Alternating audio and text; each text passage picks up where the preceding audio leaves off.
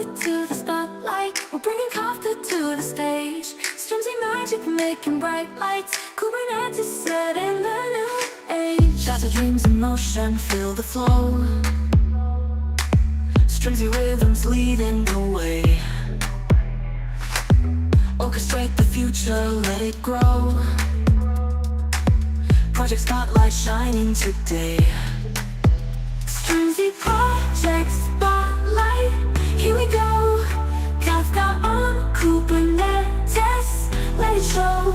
Strimzi project spotlight, feel the vibe. Join the revolution, come alive.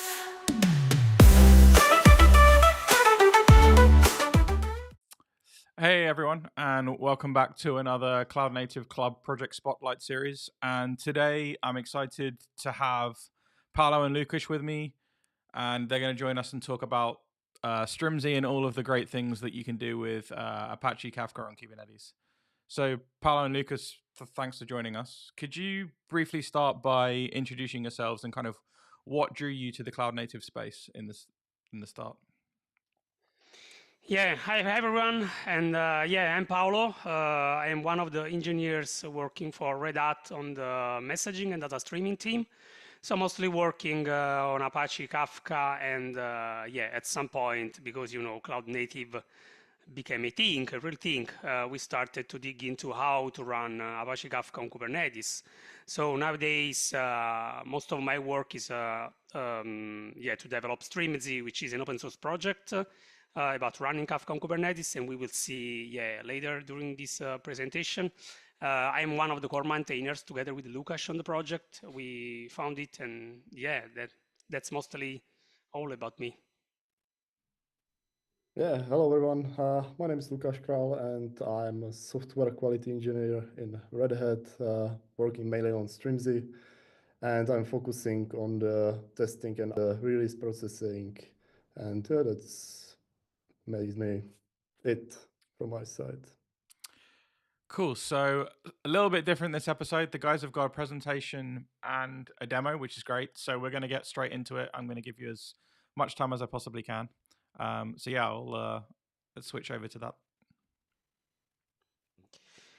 Yeah, thank you, Steve. So as I already mentioned, we are going to show during this presentation what does it mean running Kafka on Kubernetes, what are the challenges, why you should run Kafka on Kubernetes, and of course by using Strimzi, which is the open source projects within the CNCF landscape and the project where we work on. So I know that, we are talking about Cloud Native here. So all people should know about Kubernetes, but let me just spend a few minutes about setting the basis for the talk. So because we have on one side Kubernetes, on the other side Apache Kafka, and then we will see how Strimzi link them together somehow. So for people who don't know, Kubernetes is a platform, so it's a system where you can kind of running your containerized application, right? So you have your application, you build a container out of it, and then you have to run this container. And Kubernetes helps you to deploy this application first. So you can use some Kubernetes built-in resources described by some YAMLs. Resources like pod, or even more at higher level like stateful set, deployment, and replica set, in order to run your application there. But the most important part is about all the other features that Kubernetes provides you on running and keeping running your application on the platform, which is about, for example, restarting your application when there are some issues and the application crashes, so there is no need of manual intervention there. Or, for example, you want to scale your application because you are getting more load or less load, depending on the timing. So you can just declare how many replicas you want to run for your application. So this is a platform that helps you to deploy your application in a container, but also providing a lot of stuff around scaling, self-healing, even handling the storage, etc., etc. So in the end, we can say that Kubernetes is a kind of Linux kernel for distributed system. So we can see as Kubernetes, so you can install Kubernetes on your cluster, right, which is made by bare metal nodes or virtual machines. You install Kubernetes on top of it, and Kubernetes will provide you a kind of abstraction layer. So you don't have to take care about resources in terms of real CPU, memory, and so on. There is this abstraction layer on top of it. And of course, you will run your application everywhere in the sense that where you can run Kubernetes, so on a bare metal cluster or in the cloud, when some cloud provider provides you a Kubernetes instance, you can just run and move there your application, and it will just work. So the main important and interesting thing about Kubernetes, which simplifies your life, is that it's declarative. So I already mentioned the concept of the pod before. This is the atomic unit for running something in Kubernetes. You have your containerized application, so you have your image, your container image, and you can just declare the pod as a YAML with some configuration, specifying here, as you can see in the slide, the image that you want to run. You then apply this YAML, so you provide, using the kubectl command, for example, this YAML to the Kubernetes control plane, and the control plane will make everything for you. So it will just run your application, so selecting a node on the cluster, running your application, and keep it running forever. So what the Kubernetes does is just from a declarative approach, which simplifies, the life for developers, for DevOps people, for platform engineers, to have what you want running on the actual cluster. Then on the other side, we have Kafka. So after a brief introduction about Kubernetes, we could have a chat about Kubernetes for hours, but just after a little bit of introduction on Kubernetes, on the other side we have Kafka. Kafka is again an open source project, as Kubernetes is, created by LinkedIn, and it was actually born as a publish subscribe messaging system. So you have your Kafka cluster, which is a distributed system made by several nodes. They are called brokers. The brokers are hosting topics, split in partitions, and the topics are the way, as you can think about, I don't know, in the traditional messaging system, you have the queues. With the topics in Kafka, there is the way for clients exchanging messages, right? So you have a producer sending messages on a topic. On the other side, we have one or more consumers subscribing to the topic and getting these messages. But over time, Kafka became a kind of de facto standard for so to be used as a data streaming or event streaming platform. So whenever you need some real-time ingestion, so think about use cases like, I don't know, going through a website and you have to get clicking from the users in order to get in real time some statistics, or IoT devices, so in the IoT world. This is a way that you can use with Kafka for ingesting all this data in real time. So don't think about the old batch system, using databases, for example. And at the same time, you can use as a platform for event-driven architecture, so having microservices even communicating each other using events, so a stream of events.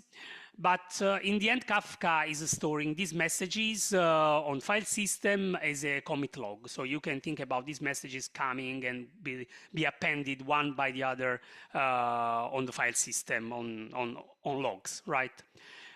Say that Kafka is not just the brokers, but in the upstream project, in the Kafka community, you get also, of course, the producer and the consumer API for writing your clients and interacting with Kafka. You have got an abstraction layer on the top of them, the Strimzi API, which is really useful when you want to write and develop your real-time processing application. For example, you are ingesting data and you can apply, function like map, filtering, or, any kind of processing in real time there. There are also, for example, Mirror Maker, which is used for mirroring two clusters, which is actually, so usually used when you want to deal with the disaster recovery. So you have one main cluster where your clients are using, and on the other side you are mirroring all the data on another cluster as a backup cluster, so that if the first one goes into troubles, you can just move the clients to use the backup one. So this is where Mirror Maker, for example, as a use case can be used. And also there is Kafka Connect, which is another framework that is used for moving data across several systems, but using Kafka in between. Like, for example, moving data from a database to another. There is the CDC pattern, so the change data capture in order to get, addition of rows in a database or updates through Kafka into another database. Or even there are connectors of any kind if you have to use, again, IoT devices using MQTT protocol, or, for example, using some connection to Twitter. So there are a lot of connectors that you can use together with the Kafka Connect. So this is mostly the Kafka ecosystem. Then we have Kubernetes, we have Kafka, and at this point, why you would run Kafka on Kubernetes? There are some similarities, or anyway, Kubernetes can really help Kafka, because Kafka is a system which is distributed by nature. All the workload that you have in Kafka is scalable, so you need scalability, and this is something that Kubernetes provides to you, together with the abstraction layer that I mentioned before. So it's really simple to have your Kafka cluster working on one Kubernetes and the other. And anyway, it's totally focused on cloud native. And at some point, because we talk a lot about cloud native and you have application in the cloud native environment, it's really useful to have even Kafka running in a cloud native environment. So it's important to say that at this point, for people who knows more about Kubernetes, it should be simple to run Kafka on Kubernetes by using their Kubernetes knowledge, instead of to be, I don't know, really expert about Kafka. So using the kind of UX that you have with Kubernetes. For this reason, this is where Strimzi comes into the picture. So Strimzi is again an open source project. It's part of CNCF since 2019. It was a sandbox first. And now it's incubating project since this year, so the beginning, February 2024. As I said, it's focusing on running Kafka on Kubernetes. So it provides container images. So Kafka and Zookeeper, which is used for storing the metadata of Kafka, are containerized.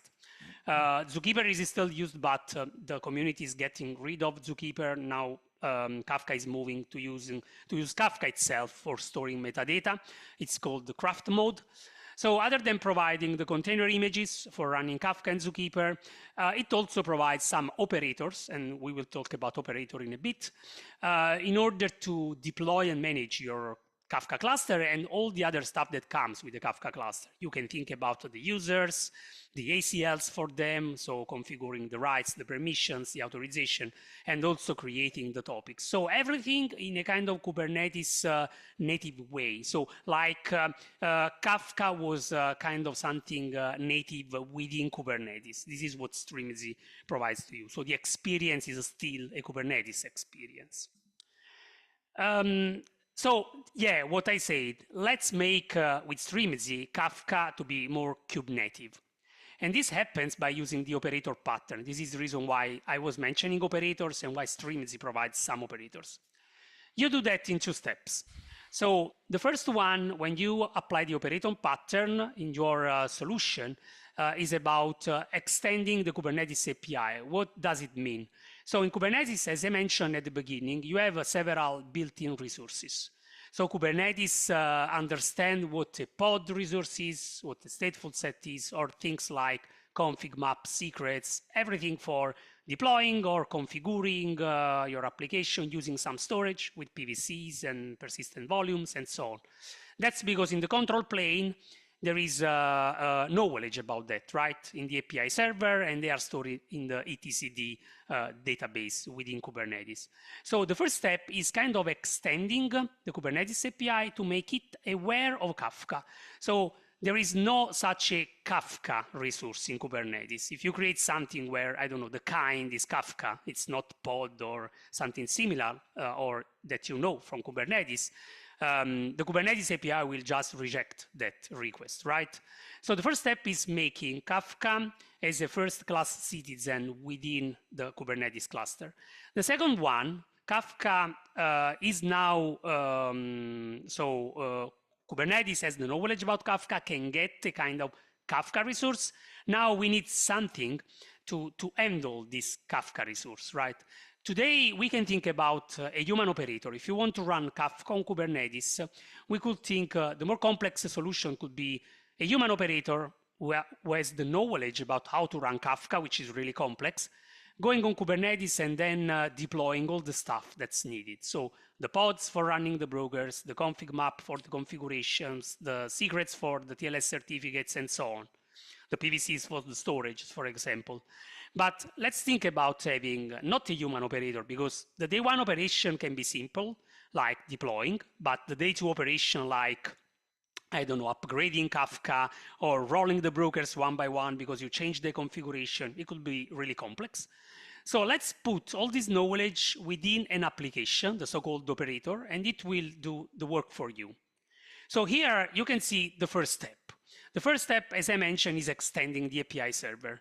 What you're doing is, and that's Strimzi doing for you. When you install Strimzi, Strimzi is installing a custom resource definition, actually more custom resource definition, because we will see there are more custom resources in Strimzi, where we are defining a new kind. You can see here the new kind, Kafka.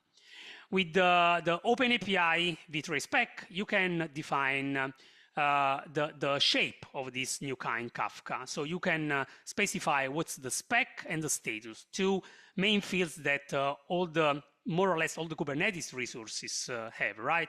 So at this point, when you are extending the CRD, you can interacting with the API server by just using the kubectl command. But you can see here, instead of asking to get the pods, something that Kubernetes knows, you are asking to get Kafka, so interacting even through the HTTP REST endpoint on the new Kafka's endpoint that was created when you apply this custom resource definition. This is a way that Kubernetes provides you to extend the API server.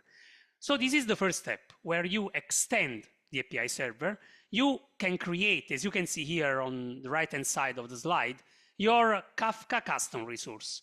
If you apply this Kafka custom resource, now the Kubernetes API is not going to reject it because it knows about that, right? It knows about that. And you can really simple specify all the information. We will see in details with Lukáš, the Kafka version, the number of brokers, the listeners for having the clients connecting, the configuration, the storage to be used. So at this point, just one custom resource, not a bunch of resources like pods, config map, etc., to take all the information about your cluster, as well as the status, which will be reflected when the operator is handling the Kafka cluster and say that's everything okay, or there are some issues, and so on.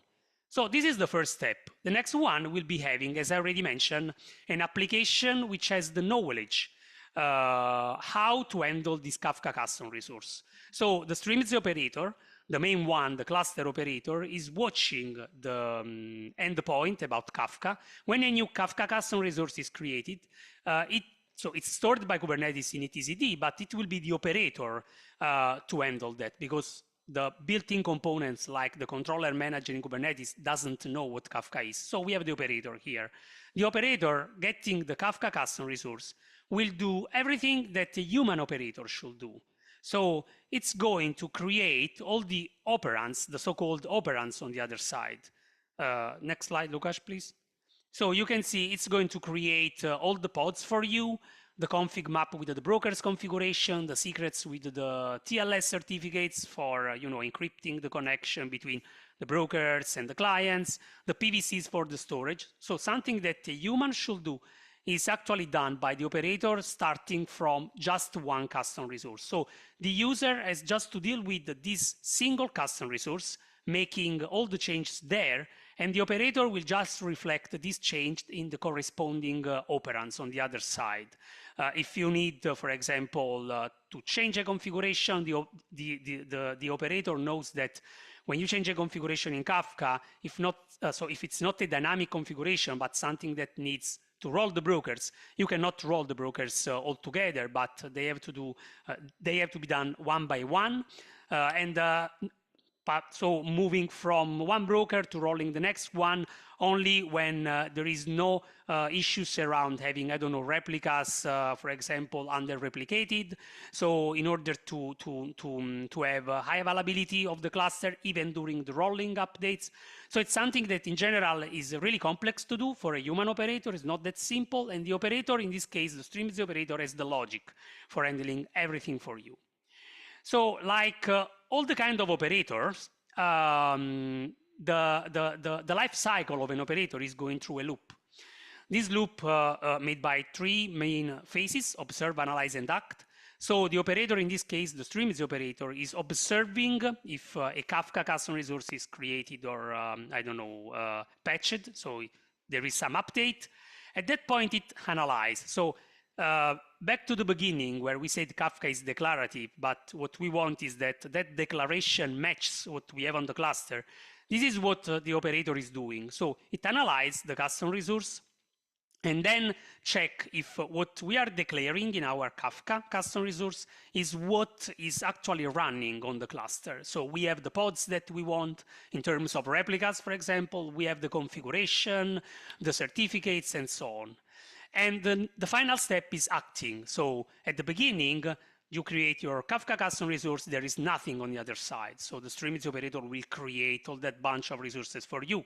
But during the life cycle, if you make a change, the action will be, I don't know, spinning up 2 more brokers because you asked for scaling up the Kafka cluster, or rolling the pods because you are asking for changing a configuration, or there is a renewal of the certificate, and so on. So this is the life cycle, and this is the loop that the operator will run through all day long. Finally, as I said, Strimzi is not just about Kafka, because Kafka is a broader ecosystem. First of all, is about handling everything about Kafka in a Kubernetes native way. So creating user and topics, you don't use the Kafka tooling. You could use the Kafka tooling, I don't know, jumping onto a pod, but you can just go and create a Kafka user or a Kafka topic, and the operators will handle the creation for you. Or example, there is support for Kafka Connect as well. So deploying the Kafka Connect platform for you, Mirror Maker, a bridge for accessing Kafka using HTTP. Or there is an integration with Cruise Control, which is another open source project provided by LinkedIn, which is about rebalancing the cluster. Because when you run a cluster, usually happen that at some point the cluster will be unbalanced. So you will have some hot partitions, so you will have brokers handling a lot of traffic, some brokers handling less traffic. You want to have a kind of even balanced load across all the brokers. So you can use this Cruise Control, and you should interact with the API of Cruise Control. But because of the Kubernetes approach, in this case, there is a dedicated Kafka rebalance custom resource. You can ask for a proposal, and the operator will take care of interacting with the Cruise Control for running the rebalancing for you. So these are most of the important stuff that we have in Strimzi. At this point, I guess that I will hand over to Lucas, because it's really better to see everything I said in action.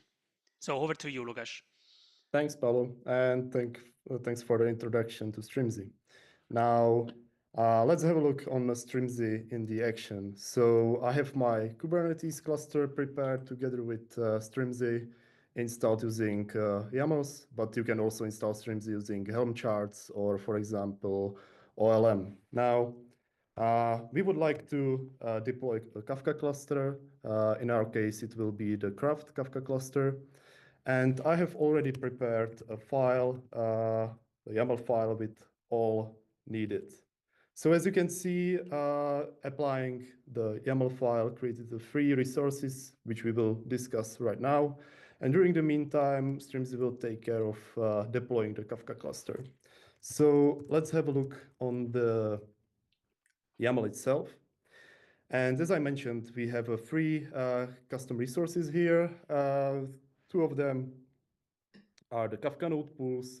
And you can imagine the Kafka node pools as some kind of a specification. And as the name suggests, it describes how the pools of the Kafka nodes should look like with some specific configuration. So you can specify here, for example, the storage. In our case, it's ephemeral type of storage, which means that the Kafka will run in memory. And another important section here is the roles. We have two Kafka node pools, one for the broker role and one for the controller role. And then you are specifying here the number of replicas that you would like to deploy for such node pool.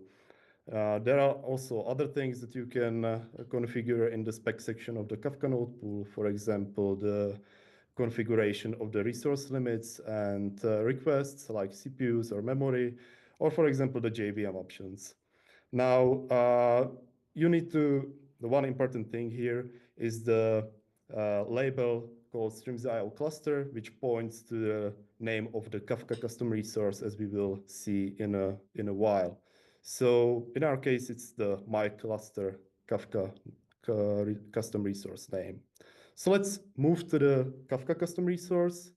And here, as I mentioned, we have the name of the custom resource, my cluster, and then the annotations that are enabling the usage of the node pools and also the craft mode.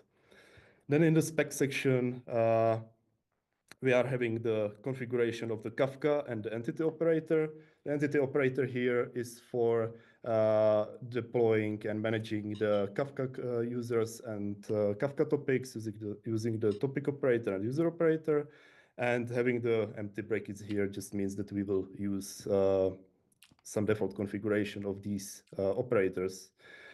In the spec section, we can also define some configuration of the aforementioned cruise control for the cluster balancing or Kafka exporter for metrics exposing. And yeah, there are also other things like certificates and other things. So in the Kafka section here, we are specifying that we would like to deploy a Kafka cluster with version 3.8.0. and also some metadata version that will be used in the Kafka cluster. Now, there is an important part in the listeners here. In our case, we are deploying or having the plain listener where we don't have any kind of an authentication, and also TLS where we can authenticate using the certificates. Now, in this part, we have the configuration that will be propagated into the Kafka nodes. And yeah, that's about it, what we actually deployed. Now, if you want to observe what are all the kinds of the configuration that you can use, you can, for example, try something like this, the kubectl explain and the path of the spec, so you can see what you can specify in which section of the Kafka custom resource. And as Paolo mentioned, one of the really useful things is the status section of the particular resource. So you can check if the cluster is up and running, it's ready, or do have some warnings, for example, that you are using some kind of a wrong Kafka version that is not supported by Strimzi, or you have some problem with different configuration. So let's have a look on the status of the Kafka. And yeah, as you can see in the conditions part here, we have that the status is ready. So it seems that Strimzi successfully deployed the Kafka cluster. Then we have the metadata state here, which is saying that we are using a craft. Some of the metadata version that is used in the Kafka cluster. Yeah, managed Kafka node pools. So in case that you will specify a wrong name of the Kafka resource in the label section of the Kafka node pools, you will not have it probably here. But in our case, it's fine. Also, some mention about the Kafka version used on the cluster. And then really important part about the listeners and mentioning the Bootstrap servers where we will connect.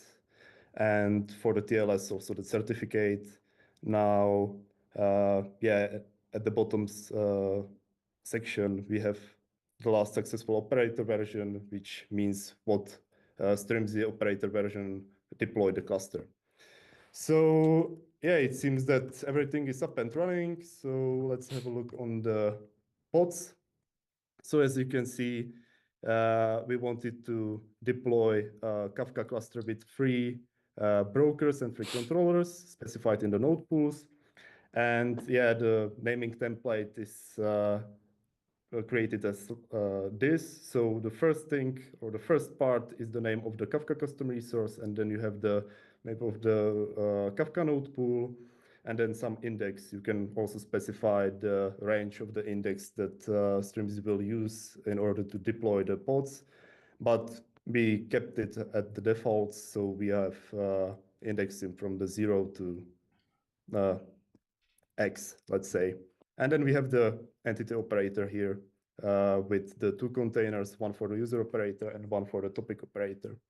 Now, that's basically what you will do in order to start with deploying the Kafka cluster.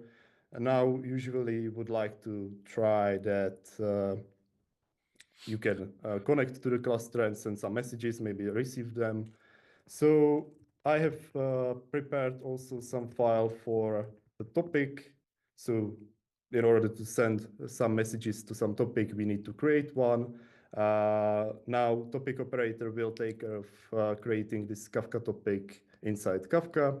So we can again check that the Kafka topic is in ready state, meaning that our topic was created in the Kafka. And now we have the Kafka topic, we have the Kafka cluster up and running, and we have, for example, some application that will produce and then consume the messages. So let me just apply the YAML which will deploy our producer and consumer. And now when we will check the pods, you can see that we have 2 applications running.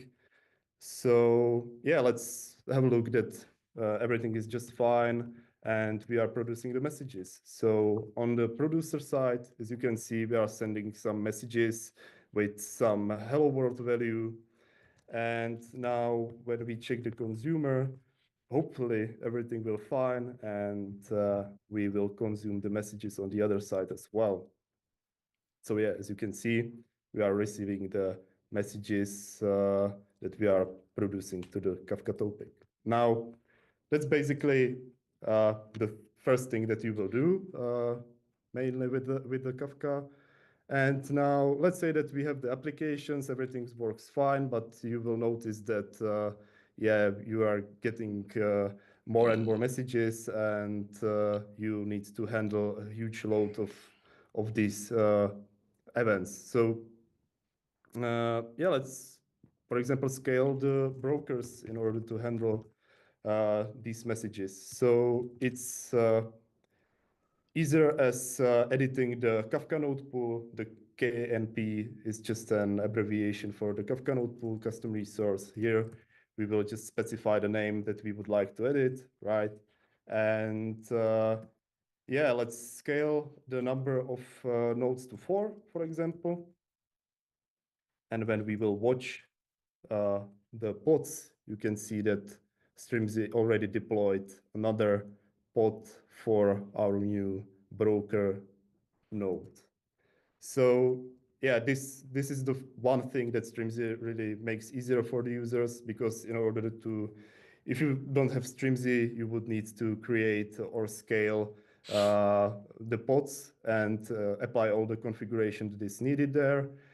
And yeah, there is also moments when you will need to, for example, edit some kind of configuration that is propagated into the brokers or controllers. So let's, if you remember, I specified the configuration propagated in the Kafka custom resource. So here we need to just add the configuration that we would like to add or change. In our case, it will be the retention milliseconds. And now, again, when we will watch the pods, you can see that Strimzi is now propagating everything to each of the broker. and rolling them one by one. So yeah, that's basically it for the demo. I think that you get the basic idea how Strimzi makes your life really easier. And yeah, as Paolo mentioned during the presentation, you can upgrade the Kafka cluster, downgrade the Kafka cluster. You can do the rebalancing stuff, and etc. So yeah, that's for the demo. And now let's move back and let me talk a bit through the roadmap and the plan for the future that we have. So as Paolo mentioned, and we saw during the demo, the Apache Kafka community is moving away from using the Zookeeper for storing the metadata to Craft. And because of that, we added a mechanism for migrating from Zookeeper to Craft clusters to Strimzi. So in the future months, we would like to help the users with using this kind of a mechanism and also try to, or help them resolve the issues they can hit during the migration. Another thing is that we would like to add integration of the external certificate manager, because currently Strimzi is managing all of the certificates on its own.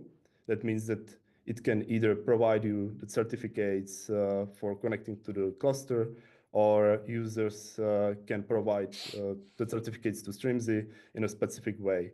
But today, users are mainly using some kind of external secret providers, for example, Vault. And yeah, Strimzi doesn't have this kind of an integration of all the kinds of secret providers. So in case that we will integrate the external certificate manager, the integration of these providers will be really simpler. And yeah, that's about it. The third point is about cluster anomaly detection and self-healing. So in the production, users can experience some kind of anomalies like failure of the disks or brokers, controllers, and under replication of topics and etc. And without using some kind of a third-party tool, they are not able to detect it. So in the future months, we would like to improve our integration with cruise control, which offers this kind of a detection and also offers a feature of self-healing of the Kafka clusters in case of any issues. And yeah, as I shown in the demo, when we are changing the configuration of the brokers, Strimzi is rolling the pods or the nodes one by one, which is fine for the smaller clusters, but in our case, it was just 4 replicas, right? But in case that you have a huge Kafka cluster with, for example, 30 replicas, and you have some kind of a timeout in which the rolling update should fit, it can be a bit problem because, yeah, the rolling one by one will take a lot of time, right? So we would like to implement a mechanism for rolling the brokers in parallel in order to reduce this time of the rolling updates. And the last but not least is Strimzi v1 API. So for a longer period of time, we were discussing and looking forward of releasing the major release of Strimzi 1.0 together with v1 API. And yeah, in the past, we thought that it will be great to have also the Zookeeper removed from Kafka, so we can remove all the deprecations and code around Zookeeper. But it took a few years, and now with the approach of Kafka 4.0, where the Zookeeper should be removed together, for example, with Mirror Maker, which is now deprecated in Strimzi as well, I think, or we think that it's a good time to remove all these kind of deprecations, releasing the Strimzi v1 API, and doing the first major release of Strimzi. And yeah, that's everything we have in the roadmap right now. The last thing I would like to say is if this was interesting for you, we have a website where we have the quick start section where you can deploy the Kafka cluster, play with it, and yeah, all kind of documentation around the configuration. You can also check our GitHub organization, where we have other applications that will help you with running Kafka on Kubernetes. And yeah, in case that you would like to discuss something with us, we have a Strimzi Slack channel on the CNCF Slack. And yeah, we are always looking for new contributors, not just in the code way, but you can also help other users in the discussions, creating some issues, improving our documentation, and etc. And yeah, that's everything from what we prepared.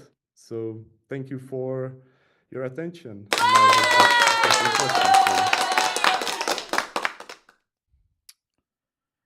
Yeah, thanks very much, guys. That was super informative. There is one mandatory prerequisite requirement, however, that you can't have pineapple on pizza if you want to join, because Paolo is from Naples and they're very strict on pizza structure and ingredients leveraged. Yes, exactly. Yeah, that's a kind of, this is this barrier that you have to overcome in order to enter the community. So I had a quick question for you. One thing I noticed on the demo was that when you created a number of brokers, those brokers ended 1, 2, 3. And then the controller started 4 and 5. So then when you scaled up the broker went to 6. So beforehand, like in a stateful set, right, which is, for those who are listening, is a resource in Kubernetes, the stateful set is numbered 1, 2, 3.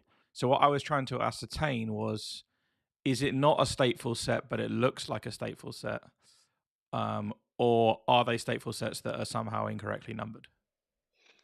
Well, no, Strimzi started at the beginning by using the stateful set. So one of the first versions of Strimzi, and most of the versions of Strimzi, were using the stateful set. Then, as you said, they are numbered from 0 to X. And when you have to do some scale down, you are just scaling down the last one, right? If you have from 0 to 5, you cannot scale down the one with index 3. You will end to scale 4, which is not how in Kafka it should work. So you could have the need for scaling one of the brokers. So right now, the brokers and the controllers in the example showed by Lukáš are kind of sharing these ID ranges. So for this reason, the default range is just from 0 to X used by across the brokers and the controllers. So 0 to 3, then 4 to 6, and then 7 for the broker. But you can even be more specific. So you can specify actually that you want to use ID 0 to 100 for the brokers and from 1000 to 2000 for the controllers. The main thing that I didn't mention is that, of course, it's not stateful set anymore. It's a kind of a specific implementation that we call the Strimzi pod set. So it's kind of something that, not as a stateful set, but allows you to handle this range of IDs for each pool, so that at some point you can even decide that you can remove one of the brokers in the middle and not the last one as the stateful set. So that was a way for us to overcome the limitations that we had for the stateful set. That makes sense. Thanks for clarifying. So yeah, let's see if any other questions come in. In the meantime, I want to switch gears a little bit. So as individuals that are deeply involved in the cloud native community, right? Your project maintainers for Strimzi, what advice would you give those looking to contribute to projects like Strimzi, but not necessarily Strimzi, just cloud native projects in general? Want to answer to that, Lukáš? Yep. I can take a part. You can add more. So I think that, yeah, I would say that don't be afraid. Try to the changes that you are doing, and also don't worry to contribute or ask a question, because yeah, that's how we are all learning and building the stuff. Yeah, totally agree with Lukáš. Running Kafka is not that simple on Kubernetes. Dealing with an open source project in general is not that simple. So the first step is just engage with the community, starting from questions or asking for help. We had people that started this way, and then they became, contributors to pick up, I don't know, some good start issue in order to fix some easy bug or improving some documentation. So yeah, just go. If you use Strimzi, it's always great for us to have more contributors to contribute to the project and improve it. Yeah, I use it personally myself. I've used it in a number of different companies. It's great, and the evolution over the last couple of years of the project's like incredible. So yeah, congratulations to you and the army of contributors and maintainers that you guys work alongside. Yeah, thanks for using it. I Thanks. hope that you are happy with that. So Yeah, thank if you. I had an issue, I'd submit it. Fixing it maybe, but I'd definitely submit one and help you guys through. So yeah, so you're probably familiar. We have a tradition on this show where the previous guest asks a question for the next guest, not necessarily knowing who they are or what they're going to talk about. So Matt Glynn, who is the founder of Bitdrift, asked a relatively simple question. I thought he was going to go technical, considering his background, but he simply asked, "Cats or dogs?" ? So, Lucas, do you want to go first?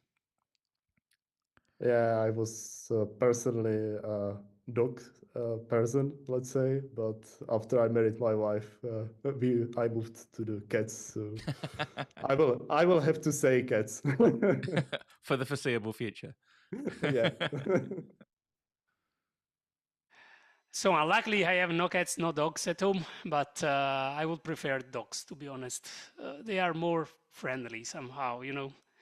Cats lives for their own. They are just waiting for you for food, not for for I don't know, helping you on something or you know, being with you, etc. during the day. Definitely. Cool. So yeah, I want to wrap it up there. We're close to time. So yeah, thank you very much to both of you. It's the first project spotlight that I've done with two guests. So yeah, that was really interesting. Yeah, thanks for joining and sharing your insights into Strimzi. And thanks everyone who tuned in. And don't forget to check out Strimzi on strimzi.io. And I'll make sure that I put in the show notes all those links that you had on that presentation. And yeah, stay connected to Cloud Native Club on Twitter, LinkedIn, and YouTube. And until next time, stay Cloud Native, everyone. Yeah. Thank you very much, everyone. Bye. See ya.